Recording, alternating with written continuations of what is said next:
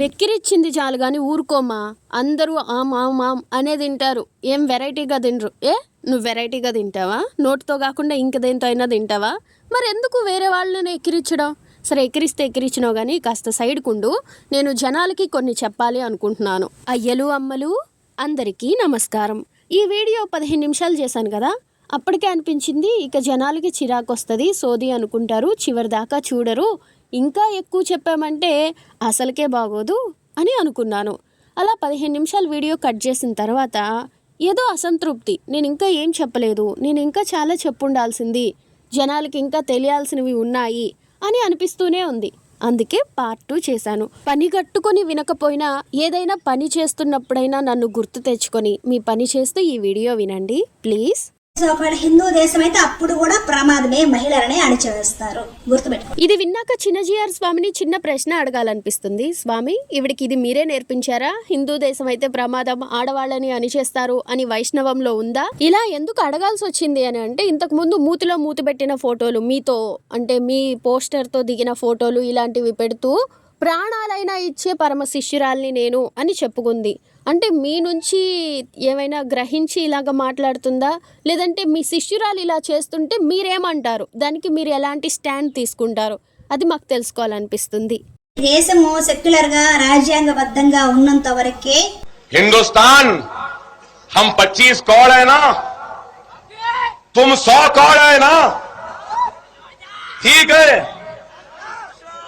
तुम तो हमारे से इतने ज्यादा है, 15 मिनट के लिए पुलिस को हटा लो, बता देंगे किसमें हिम्मत है, कौन ताकत है. ఈ దేశం సెక్యులర్ దేశంగా ఉన్నంత వరకే ఇలా హిందువుల్ని బెదిరించవచ్చు. దేశము సెక్యులర్ గా రాజ్యాంగబద్ధంగా ఉన్నంత వరకే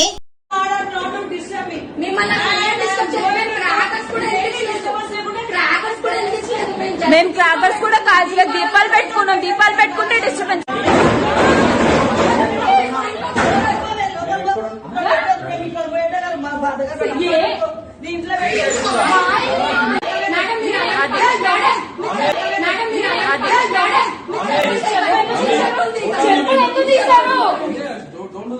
నీ వట్రసుడిలో సుడుంటే దీనికి కారణం ఏందో నీకు తెలుసుండు కదా, అదే సెక్యులరిజం.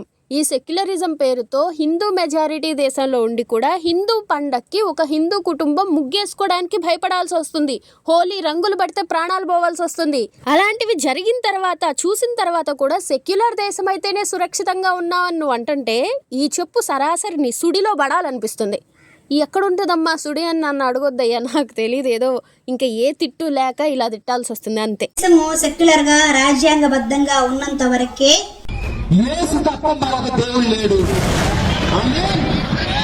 ఇలా వేరే దేవీ దేవతల్ని తక్కువ చేస్తూ అది కూడా బహిరంగంగా ఒక మత ప్రచారం చేసుకోవాలి అని అంటే ఈ దేశం సెక్యులర్ దేశంగానే ఉండాలి. అలా ఉండాలి అని క్రైస్తవులు కోరుకుంటే సరేలే అనుకోవచ్చు, కానీ హిందువుని అని చెప్పే ఈవిడ కోరుకుంటుంది అని అంటే క్రైస్తవురాలుగా మారిపోయిందా, మారే ఆలోచనలో ఉందా, మీరే చెప్పాలి.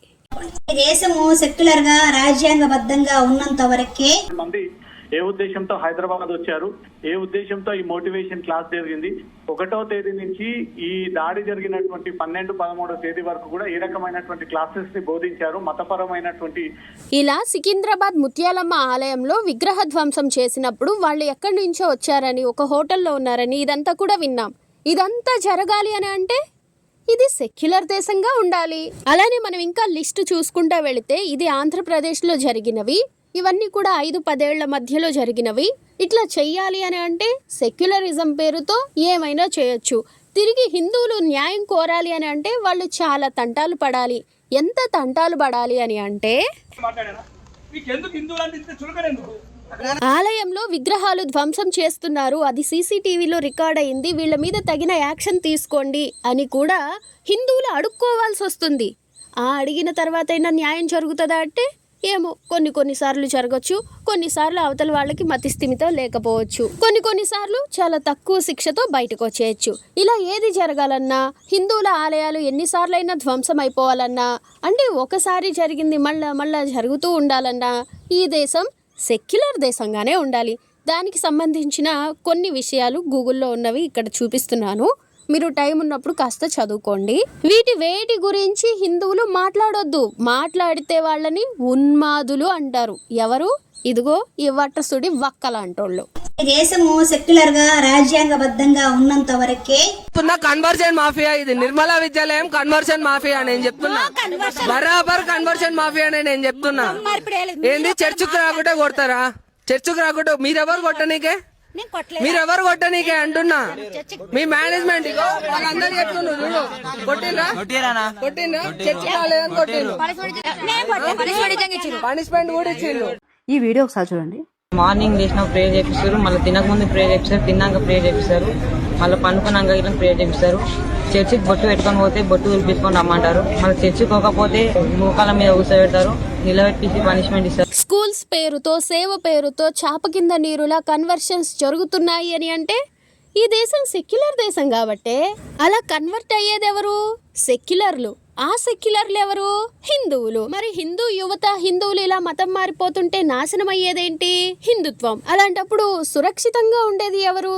హిందువులైతే కాదు కదా. మరి సీటుకు సిగ్గులేని సుందరాంగేంటి ఇదేదో సురక్షితంగా ఉంటుందని ఇలానే ఉండాలని వాగుతుంది? தேசமோ செக்குலர்గా ராஜ்யாங்கபத்தங்கா ఉన్నంత వరకే இதை அழைத்திருக்கிறீர்கள். இந்த நிகழ்ச்சிக்கு பெயரிட்டீர்கள், அதற்கு என்னுடைய வாழ்த்துக்கள். சிலவற்றை நாம் ஒழிக்கத்தான் வேண்டும், எதிர்க்க முடியாது.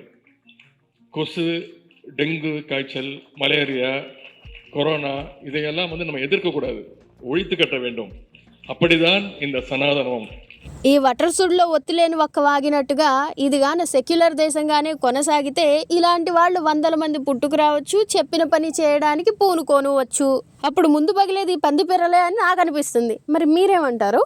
దేశము సెక్యులర్ గా రాజ్యాంగబద్ధంగా ఉన్నంత వరకే fuck Delhi police, fuck BJP, fuck Indian army, మాకి షూట్. సెక్యులరిజం ఇచ్చిన స్వేచ్ఛతో నోటికి ఎంత వస్తే అంత మాట్లాడేయచ్చు.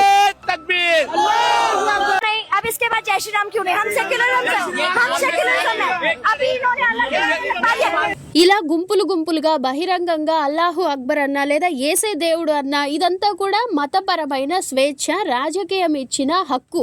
అదే ఒక హిందూ జై శ్రీరామ్ అంటే అది రాజకీయ నినాదం, మతోన్మాదం. ఇలా అనడానికి కారణం మీరే ఆలోచించి కామెంట్ చేయండి.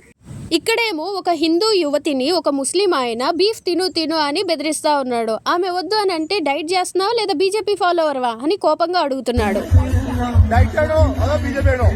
ఇలాంటివేవి చూడని బోడిబుర్ర బామ్మ కోడిబుర్ర వేసుకొచ్చి కూకు అని కూస్తా ఉంటది. ఎవడైనా గెట్టోడు తగిలి కోసి కారం పెడితే అప్పుడు తెలిసి వస్తుంది. అప్పుడు దాకా దేశము సెక్యులర్ గా రాజ్యాంగబద్ధంగా ఉన్నంత వరకే. ఆమె బట్టలు చింపేశారు, ఇష్టం వచ్చినట్టు కొట్టారు, ఎక్కడ పడితే అక్కడ టచ్ చేశారు. పట్టపగలే నిన్ను రోడ్డు మీద బట్టలు విప్పి పరేడ్ చేస్తామని చెప్పి బెదిరించారు. ఇవన్నీ జస్ట్ తన ఒక అప్పర్ క్యాస్ట్ బ్రాహ్మణ్ అమ్మాయిని యూజీసీ బిల్ గురించి క్వశ్చన్స్ అడిగినందుకు రుచి తివారీ అంటే బ్రాహ్మణ్ అమ్మాయి అని కన్ఫర్మ్ చేసుకొని మరి ఇలా చేశారు. ఇలా ఇక్కడ ఒకరి మీద ఒకరు కేసు పెట్టుకున్నారంటే అవి ఇంకా కోర్టులో ఉన్నాయి కాబట్టి దాన్ని పక్కన పెడితే సెక్యులర్ దేశం అయితే సురక్షితంగా ఉంటాం అనింది కదా. ఏది రక్షణ? దీని గురించి ఏది మాట్లాడదా? ఇది సెక్యులర్ దేశంలో అగ్రకులం అనే పేరు పెట్టేసి కొంతమంది మనుషుల్ని హింసించేయచ్చు. వాళ్ళకి తినడానికి తిండి కూడా లేకుండా, రిజర్వేషన్స్ లేకుండా, వాళ్ళు ఎంత చదువుకున్నా కూడా వాళ్ళని సైడ్ చేసేయచ్చు. అలాంటప్పుడు సెక్యులర్ దేశంగా ఉండడం వల్ల ఎవరికి ప్రయోజనం? దేశము సెక్యులర్ గా రాజ్యాంగబద్ధంగా ఉన్నంత వరకే. पछाड़ के भेजना है इंशाल्लाह. हर एक कैंडिडेट इंशाल्लाह 5 साल बाद ताकत हमको अल्लाह से आती है.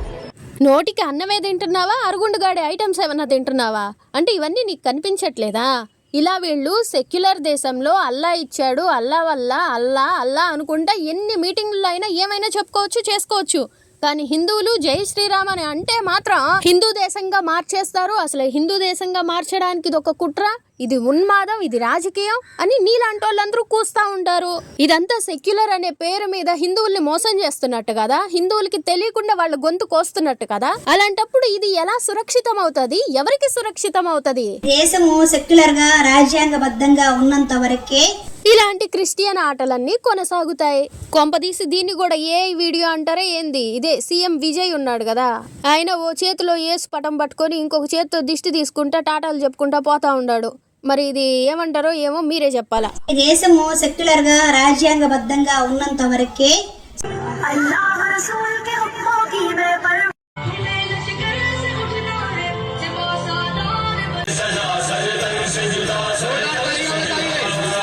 ఈ చివరి డాన్స్ చూసారు కదా, కత్తులు అవి పట్టుకొని సర్తన్సే జుదా అని. అదేంటంటే శరీరం నుండి తల వేరు చేయడం, ఎవరికి? మహమ్మద్ ప్రవక్తని అవమానించిన వారికి. అది ఎక్కడ చేస్తున్నారు? ఒక స్కూల్ యాన్యువల్ డే ఫంక్షన్లో, అది కూడా భారతదేశంలో. ఎందుకు అని అంటే ఇది సెక్యులర్ దేశం కాబట్టి. ఇప్పుడు ఈ సిగ్గులేని సెక్యులర్ శుద్ధపూస ఏమంటదంటే, వాళ్ళు 10 మందిని కంటే నువ్వు 30 మందిని గను అని ఒక థంబ్నైల్ వేసింది. అట్ట వాళ్ళు ఆ డాన్స్ వేసుకుంటే నువ్వు నీ డాన్స్ వేసుకో, ఎవరు అడిగారు అని అంటది. అయితే ఇక్కడ ప్రాబ్లం ఏంటంటే, ఈ పిల్లలు ఇది సీరియస్ గా తీసుకొని రేపొక రోజు వేరొకరిని, ఇప్పుడు ఎవరైతే ఈ మహమ్మద్ గురించి అన్నారో నుపూర్ శర్మ, ఆమెకి మద్దతుగా వచ్చిన వాళ్ళని చంపినట్టు మిగిలిన వాళ్ళని చంపరు అని గ్యారంటీ ఏంటి? అప్పటికి ఈ సెక్యులర్ దేశంలో నుపూర్ శర్మ అలా అనడం తప్పు అని, అది ఆవిడ ఏ రీజన్ తో అన్నప్పటికీ ఆమెని సస్పెండ్ చేశారు. ఆమె కూడా ఆమె మాటల్ని ఉపసంహరించుకొని ఇక అక్కడితో అయిపోయింది. కానీ ఆమెని సపోర్ట్ చేసిన వాళ్ళని వీళ్ళు క్రూరాతి క్రూరంగా చంపేశారు. దానికి కారణం ఇలాంటి పాటలు కాదా, ఇలాంటి మాటలు కాదా? ఇలాంటి వాటిని ప్రోత్సహించడం, అది కూడా సెక్యులర్ ముసుగులో. ఇది ఎంతవరకు కరెక్ట్? వీటి గురించి హిందువులు మాట్లాడి మా సేఫ్టీ కోసం మాకు ఒక దేశం కావాలి, మా దేశంలో మేము ధైర్యంగా మాట్లాడగలగాలి అని అనుకుంటే అది మీకు మతోన్మాదం అయిపోతుంది. హిందువుల దేశంగా మారిపోతే ఏదో ప్రమాదకరం అని అనిపిస్తుంది. అసలు దీనికి నోరెట్టొచ్చింది, ఆ నోట్లో నుంచి మాటెట్టొచ్చింది? అసలు ఎంత ఊసినా ఉమ్మినా తక్కవే. ఇన్ని చూసిన తర్వాత కూడా చెవలకు బిందులు పెట్టుకునే ఈ చెంబు మొహంది సెక్యులర్ దేశం అయితేనే సురక్షితంగా ఉంటది అని దీర్ఘం తీసిందంటే, దీన్ని ఇంకా సావ చితక బాదినా కూడా తప్పేంలే. ఇదే కాదు, ఎవడైనా సరే అసలు ఇలాగ చూడండి, వీళ్ళెవ్వరికీ కూడా ఈ ఇస్లాము, క్రిస్టియానిటీ, ఇంకొకటికి ఏది డెంగ్యూ మలేరియాలా అనిపించట్లేదు. కానీ సనాతన ధర్మం మాత్రం రకరకాల వ్యాధుల్లాగా కనిపిస్తుంది. ఇదంతా వీళ్ళు స్వేచ్ఛగా బయటికి కూడా చెప్తున్నారు. ఎందుకు ఇలాగా అని అంటే, ఇది మాకు రాజ్యాంగం ఇచ్చిన హక్కు, మేము సెక్యులర్ స్వేచ్ఛలో మునిగి తేలుతున్నాం, మీరెవరు అడగడానికి అని అంటారు. ఇప్పుడు ఇది హిందూ దేశం అయిందనుకోండి, ఇలాంటి వాళ్ళ పిర్రలన్నీ కూడా పొంగనాల్లాగా పొంగిపోతాయి. అప్పుడేంటి, ఫుల్ ఏడుపు వస్తుంది కదా. అందుకని వాళ్ళకి ఇది ఇలా ఉండడమే, అంటే సెక్యులర్గా ఉండడమే ఇష్టం, ధర్మం బ్రతకొద్దు. సరే, వాళ్ళంటే ఆ మాటలు అన్నారు. నిన్న మొన్నటి దాకా సనాతన ధర్మమే ఊపిరిగా మాట్లాడిన ఈ మనిషి ఎందుకు అటు మాట్లాడుతుంది? దేశము సెక్యులర్ గా రాజ్యాంగబద్ధంగా ఉన్నంత వరకే. జూలై 28కి పెళ్లి చేసుకున్నాడు సార్, కుకట్పల్లి రిజిస్టర్ ఆఫీస్లో. తర్వాత నన్ను ముస్లింలోకి మార్పించుకున్నాడు సార్. ఇమాం సార్, నజీరా అని పేరు పెట్టారు సార్. తర్వాత నాకు, నేను వెజిటేరియన్, నాన్ వెజ్ తినను, బీఫ్ తినిపివ్వడము. నైటీ మీద బయట కొట్టేసుకునే పెంట మొహం దానా, నీకేం కనిపించట్లే? కంట్లో కాకులు రెట్లేసిపోయిండాయా? కాస్త కడుక్కొని చూసుకో. ఇదంతా ఎట్లా జరుగుతుంది? ఈ సెక్యులరిజం అనే ముసుగులోనే జరుగుతుంది. హిందువులు సెక్యులర్గా ఉండబట్టే జరుగుతుంది. సెక్యులర్ దేశంలో ఎవరు సురక్షితంగా ఉంటారో తెలియదు, కానీ సంకనాకిపోయేది మాత్రం హిందువులే. దేశము సెక్యులర్ గా రాజ్యాంగబద్ధంగా ఉన్నంత వరకే. ఒక్కొక్క మతానికి ఒక్కొక్క రూల్ పెట్టి హిందువుల్ని అణిచేయడం గానీ, హింసించడం గానీ, బాధ పెట్టడం గానీ, వాళ్ళ మీద జులుం చూపించడం గానీ చేయొచ్చు. ఇక్కడ జరుగుతున్నది అదే కదా. ఒక మతానికి ఉండే బుర్కా ఏమో వేసుకొని పోవచ్చంట, ఇంకొక మతానికి ఉండే తాళ్ళు, రుద్రాక్షలు, తాళి ఇలాంటివన్నీ మాత్రం తీసేయాలంట.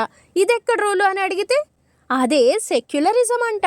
ఈ తేడా తాళ్లు కోసే దగ్గరే కాదు, పీకలు కోసే దగ్గర కూడా ఉంటది. ఇప్పుడు ఎవరైనా సరే హిందూ దేవీ దేవతల్ని ఎంత అసహ్యంగా అయినా, వాళ్ళ నోటికి ఇష్టం వచ్చినట్టయినా మాట్లాడేయచ్చు.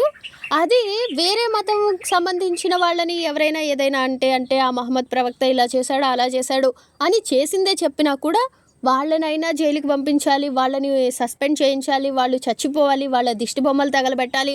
అలానే వాళ్ళకి ఎవరైతే మద్దతుగా వస్తారో వాళ్ళ పీకలు కోసేస్తామని బహిరంగంగా వీడియోల్లో చెప్పాలి.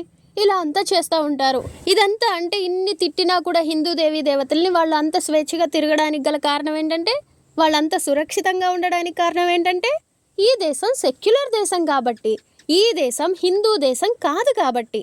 అందుకనే దేశద్రోహులైనా, హిందూ ధర్మాన్ని వ్యతిరేకించే వాళ్ళైనా ఈ దేశం సెక్యులర్ దేశంగానే ఉండాలి, ఉంటేనే సురక్షితంగా ఉంటుంది అని జనాలకి బ్రెయిన్ వాష్ చేస్తూ ఉంటారు. ఇక ఈ దేశం సెక్యులర్ దేశం కాబట్టి బాంబులు పేలుస్తాము, హిందువుల్ని చంపుతాము, ఇలా రకరకాల వీడియోలు కూడా పోస్ట్ చేస్తూ ఉండొచ్చు. ఏమీ కాదు, ఇలాంటి వాళ్ళందరూ సురక్షితంగా ఉంటారు. భారత్ మాతాకి జై బోలేంగే? नहीं बोलेंगे, क्यों? फिलिस्तीन जिंदाबाद, जय बोलेंगे? भारत माता की जय नहीं बोलेंगे और आप कह रही है कि देश में रह रही है, नहीं, क्यों नहीं बोलेंगे भारत माता की? आपको देश प्यारा नहीं है? प्यारा है तो भारत माता की जय नहीं बोलेंगे. దేశం అంటే ప్రేమ ఉందంట, కానీ భారత్ మాతకి జై చెప్పదంట, పాలస్తీనాకి మాత్రం జై చెప్తుందంట. ఇలాంటి వాళ్ళందరూ కూడా ఈ సెక్యులర్ దేశంలో ఉంటూ తింటూ బ్రతుకుతూ టైం వచ్చినప్పుడు వేరే దేశాలకు వెళ్ళిపోవడమో లేదంటే ఈ దేశం మీద విషం కక్కడమో చేస్తూ ఉంటారు. అదెలా అని అంటారా? मैं खुद कहता हूँ कि मुझे नहीं पसंद अपना भारत, मुझे नहीं पसंद यहाँ की वेरी बिग स्टेट पे कुछ भी नहीं है एंड मैं भी यही प्रेफर करूंगा जैसे मेरे हाथ में पैसा आएगा मैं तो चला जाऊंगा देश के बाहर. ఇలా ఈ దేశంలో ఈ సెక్యులర్ స్వేచ్ఛని అనుభవిస్తూ రిజర్వేషన్లు దొబ్బి తింటూ బాగా బలిసి కొట్టుకొని మళ్ళా ఈ దేశాన్నే దురదృష్టకర దేశము, చెడ్డ దేశము, మాకు నచ్చదు, మేము ఇక్కడ చాలా భయపడిపోతున్నాము, మాకు అది జరిగిపోతుంది ఇది జరిగిపోతుంది అని అంటూ ఈ దేశం మీద ప్రేమ చూపించకుండా వేరే దేశాలకి చేయి కొడుతూ డబ్బు వస్తే మేము అక్కడికి వెళ్ళిపోతామని బహిరంగంగా చెప్తూ ఇలా బ్రతికేస్తూ ఉంటారు. కానీ వీళ్ళని ఏమీ అనలేము, ఏమీ అనకూడదు కూడా. ఎందుకంటే అది రాజ్యాంగం ఇచ్చిన హక్కు, సెక్యులరిజం ఇచ్చిన స్వేచ్ఛ. हिंदू काफिर है पाकिस्तान जिंदाबाद जिंदाबाद चीनी तो क्या हो बम बम नहीं बोलेंगे वो हमारी मर्जी है मेरे शरीयत की संविधान संविधान को साइड पे रखेंगे हम अपनी शरीयत पे चलेंगे जय श्री राम बोलेंगे. मैंने बोला बोलो भाई मैं जय संविधान बोलूंगा. संविधान को साइड पे रखेंगे हम अपनी शरीयत पे चलेंगे. ఇప్పుడు కుక్కబీతి ఫేస్ గాడు ఏమంటాడు? జై శ్రీరామ్ కాదు జై సంవిధానాలా అంటాడు. మనం కూడా ఏమనుకుంటాం? అవును ప్రజాస్వామ్యం, లౌకిక రాజ్యం, అలాంటప్పుడు మనము జై శ్రీరామ్ అనొద్దు, మతపరంగా మాట్లాడొద్దు, మనం జై సంవిధానాన్ని అనాలా, అదే సరైన పద్ధతి అని అనుకుంటాం. అక్కడ వరకే ఆగిపోతే అంతా శుభమే. కానీ తర్వాత వీడియోలో ఏమన్నారైనా సంవిధాన్ని సైడ్ చేసి మా చట్టం వస్తుంది అన్నాడు. చట్టం రావడం అంటే ఏం వాళ్ళు జస్ట్ చట్టాలు మాత్రమే తీసుకొచ్చి వదిలేస్తారా? ఈ సంవిధానం అన్నదే వాళ్ళు అసలు సైడ్ చేస్తున్నామన్నారు కదా. అంటే వాళ్ళకి దీని మీద ఇష్టం కానీ ప్రేమ కానీ ఏమీ లేవు. అది ఫస్ట్ పాయింట్. సెకండ్, వాళ్ళ చట్టం వస్తుంది అంటే ఏంటి అర్థం? మన అందరం కూడా దాని కిందకి వెళ్ళిపోతాం కదా. అప్పుడు పైన పీకైనా తెగాల, కింద పండైనా తెగాల. అలా ఏదో ఒకటి తెగేదాకా హిందువులకి తెల్లారదు. తెల్లారిన తర్వాత తిరిగి చూసుకుంటే ఏమీ ఉండదు. అందుకే కాస్త ఆలోచించుకోండి. ఆలోచించుకోకుండా సోది బామ్మ చెప్పే సోది మాటలే వినుకుంటా సెక్యులర్గానే ఉండిపోతాం అనుకుంటారా? మీ ఇష్టం, మీ కర్మకి ఎవరు బాధ్యులు కాదు కదా. అయితే ఈ వీడియోని ఇక్కడికే ఆపుతున్నాను. ఇంకా చెప్పుకుంటూ పోతే పార్ట్ 3, 4, 5 కూడా అయిపోతాయి. మీరే ఆలోచించుకోండి, అర్థం చేసుకోండి.